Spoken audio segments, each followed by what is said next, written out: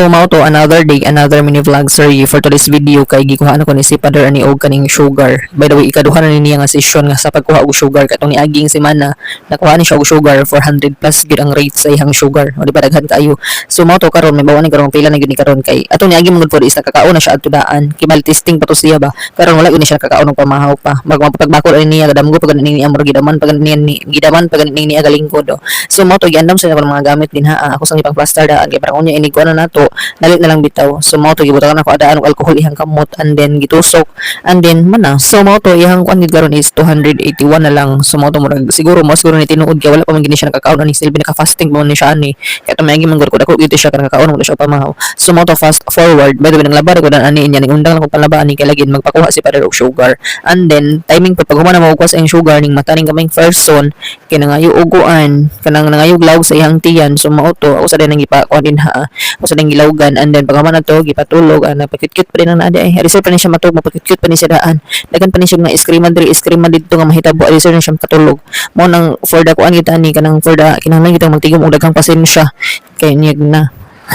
bitaw ay so mao to ako sa din nang gipahiluna daan gipakuan sa ako ni daan gipatug sa ako daan reserve ko magtiwas og panglaba kay lagi nang laba ko ani kay ubay naman po niya kadarator ba ni sa ilis-ilis kay kanang mabasa or say kanang basta daghang kuan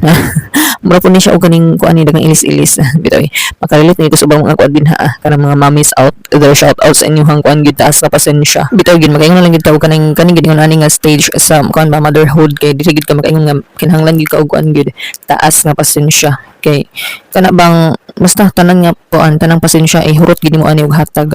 bitaw so mo to pagkahuman adto pagkato ni abot ni si Brad nang hatag ko kaning ibos kay lagi birthday man sa iyang anakin karon and then si Kim Kim by the way happy birthday Kim Kim belated na day kagahapon pa ni ana hitabo niya karon pa na ko ni ma-upload og voice over run so mo to belated happy birthday Kim Kim may God bless you as you grow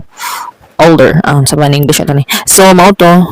pagkahuman adto sa scenario ngayon adto